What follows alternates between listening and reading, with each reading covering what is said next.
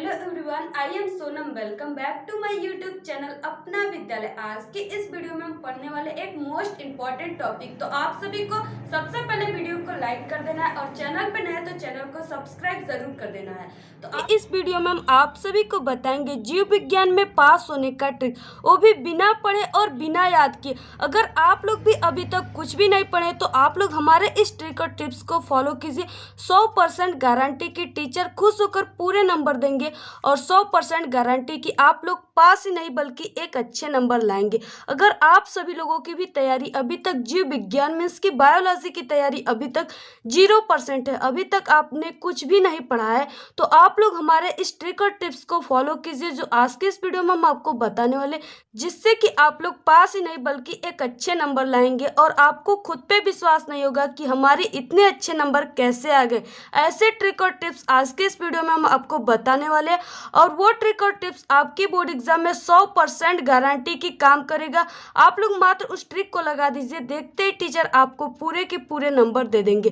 तो वो कौन सा हमारा ट्रिक और टिप्स है जिसे देखकर टीचर पूरे के पूरे नंबर देते हैं? तो इससे पहले कि आप लोग वीडियो को लाइक कर दीजिए, चैनल पे ना तो चैनल को सब्सक्राइब जरूर कर दीजिए और वीडियो को शेयर करना बिल्कुल ना भूलिए। तो चलिए स्टार्ट करते हैं। यहाँ पे देखिए हमारा पहला पॉइंट है कि किसी भी प्रश्न को छोड़ना नहीं है और सादे पेज तो बिल्कुल कभी जिंदगी में नहीं छोड़ना है।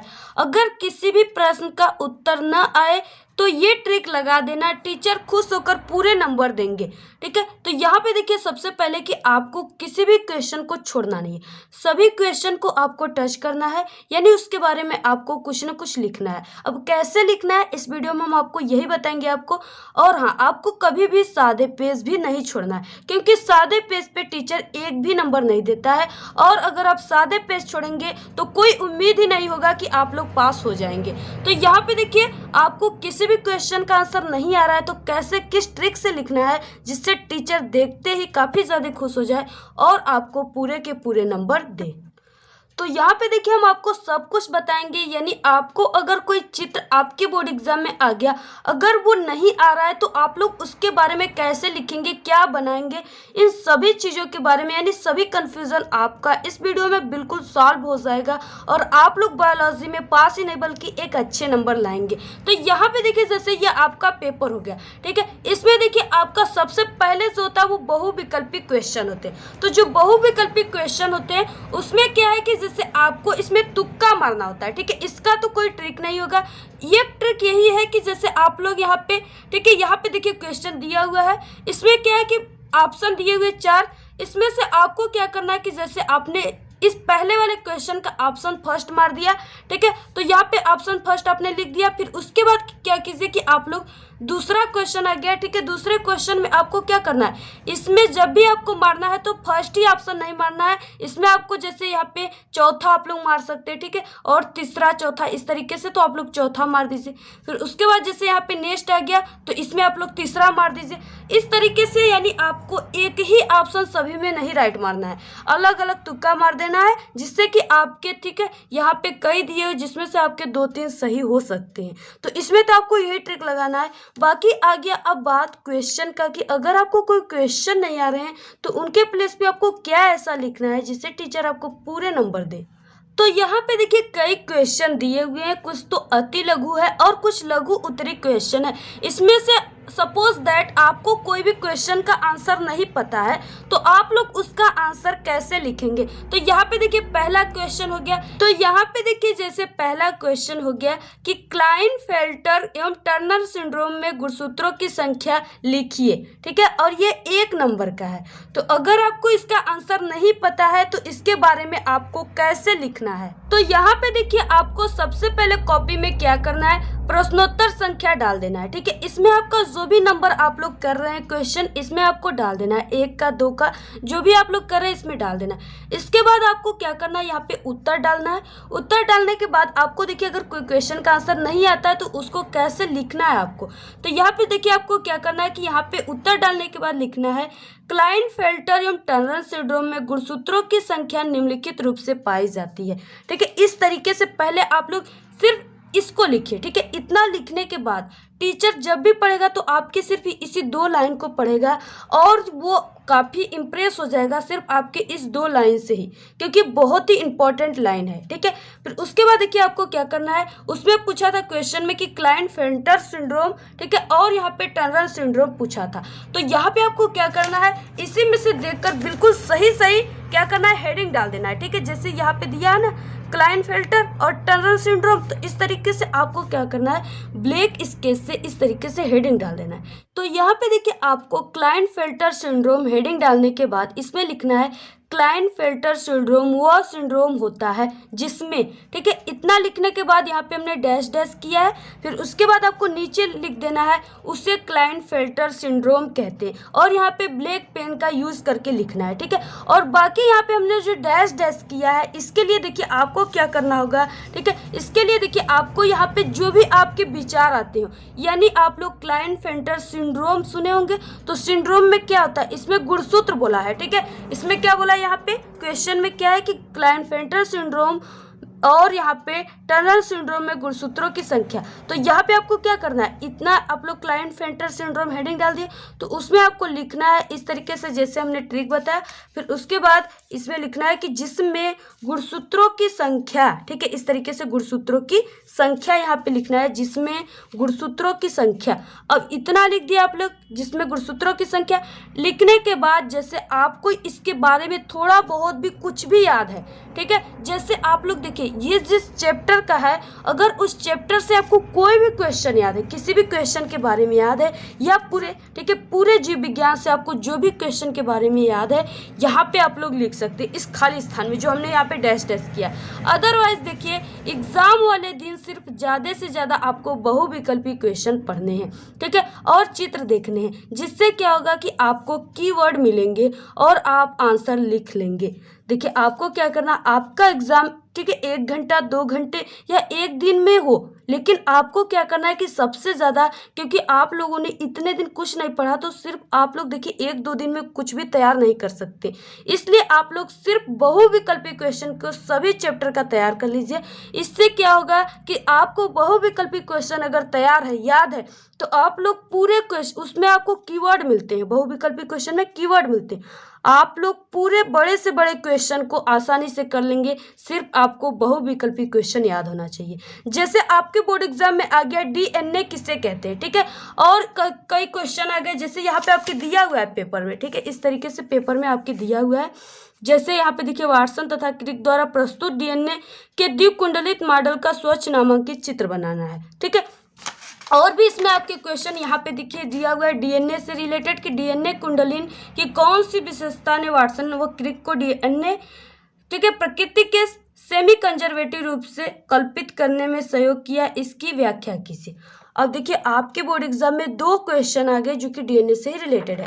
अगर आपने डीएनए का कोई भी, जैसे आपके बहुविकल्पी क्वेश्चन होंगे, अगर आप उन सभी को तैयार किए तो आप लोग उसमें लिख सकते हैं, ठीक है। डीएनए की कोई भी क्वेश्चन आ गया उसमें आप लोग लिख सकते हैं कि डीएनए का फुल नेम ये होता है, डीऑक्सीराइबोन्यूक्लिक एसिड, ये एक प्रकार का न्यूक्लिक एसिड होता है, ठीक है। इसकी खोज वाटसन और क्रिक ने किया था, इसमें वही एडेनिन, ग्वानिन, थायमिन, साइटोसिन पाए जाते हैं। इस तरीके से आप लोग उसमें बना कर लिख देते हैं, ठीक है, क्योंकि जो जीव विज्ञान है ना, इसमें क्या होता है कि आपको किसी भी क्वेश्चन को बना कर लिखना होता है, अपने विचारों में लिखना होता है, ठीक है, तभी टीचर आपको पूरे नंबर देंगे। अगर आपके क्वेश्चन वो पढ़ भी लिए तो वो देखेंगे कि आपने प्रयास कितना अच्छा किया, इसलिए वो आपको पूरे के पूरे नंबर देंगे। तो यहाँ पे आपको क्या करना है, जिसमें गुणसूत्रों की संख्या, अब इसके बारे में आपको अगर पता है क्लाइनफेल्टर सिंड्रोम के बारे में, तो आप लोग लिख सकते हैं कि इसमें गुणसूत्रों की संख्या क्या होती है, 46 से अधिक होती है। इस तरीके से आप लोग लिख सकते हैं।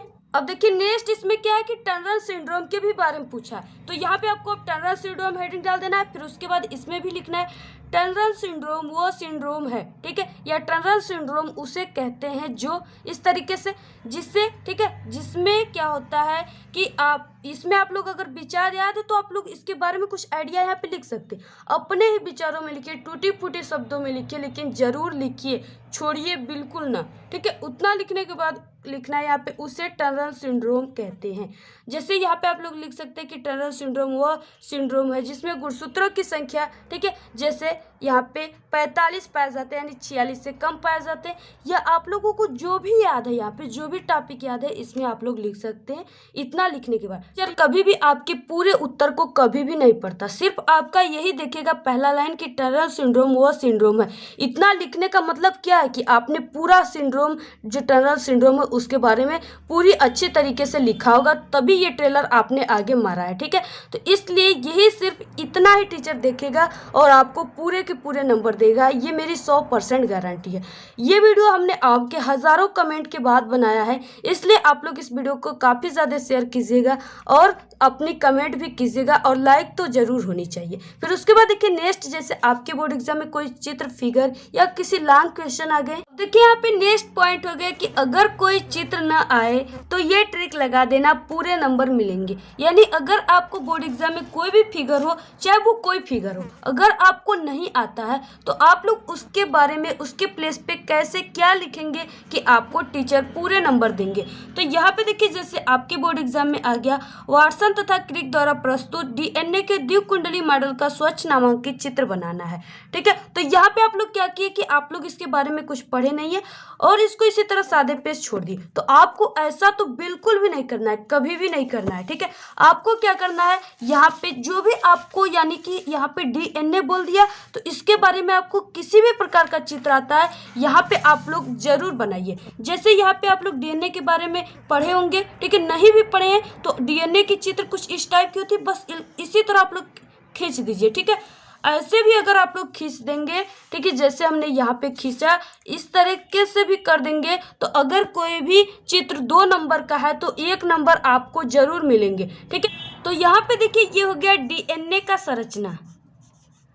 अब यहाँ पे देखिए अगर आपको शो करने आता है तो यहाँ पे आप लोग शो भी कर सकते हैं। जैसे यहाँ पे एडेनिन को, ठीक है, यहाँ पे डबल बॉन्ड से आप लोग थायमिन से ऐड कर सकते हैं। और यहाँ पे जैसे हो गया साइटोसिन, तो इसको ट्रिपल बॉन्ड से आप लोग ग्वानिन से ऐड कर सकते हैं, इस तरीके से। ठीक है, को ग्वालिन, ठीक है, और यहाँ पे साइटोसिन इस तरीके से। ठीक है, आपको यहाँ पे अगर आता है तो इसको आप लोग शो कर सकते हैं। यहाँ आप लोग 5 से 3 और 3 से 5 भी कर सकते हैं, इस तरीके से।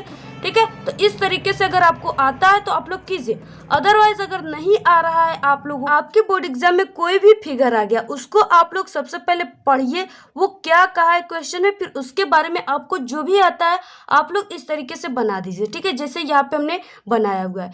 तो देखिए यहाँ पे जैसे आपके बोर्ड एग्जाम में किसी भी प्रकार का आ गया क्वेश्चन चित्र बनाने में, ठीक है, जैसे यहाँ पे पूछा है कि मनुष्य के नर जनन तंत्र का सचित्र वर्णन करना है। ठीक है, इसमें शुक्राणु कहाँ संचित होते हैं ये भी दर्शाना है। तो ये कितने नंबर का है, 5 नंबर का है। तो यहाँ पे देखिए आपको जो भी आता है, यानी मनुष्य के नर जनन तंत्र का चित्र बोला है, तो इसमें आपको जो भी आता है, जैसे आता है वैसे ही आप लोग बना दीजिए, लेकिन यहाँ पे आपको बनाना जरूर है। ठीक है, आप लोग सिर्फ इसी तरह खैस भी देंगे, इसी तरह पेंसिल, ठीक है, आप लोग इसी तरह कर देंगे तभी भी आपको नंबर, यहाँ पे 5 नंबर का है तो 1 नंबर आपको जरूर मिलेगा। अगर इसके बारे में कुछ पता है तो आप लोग लिख सकते हैं।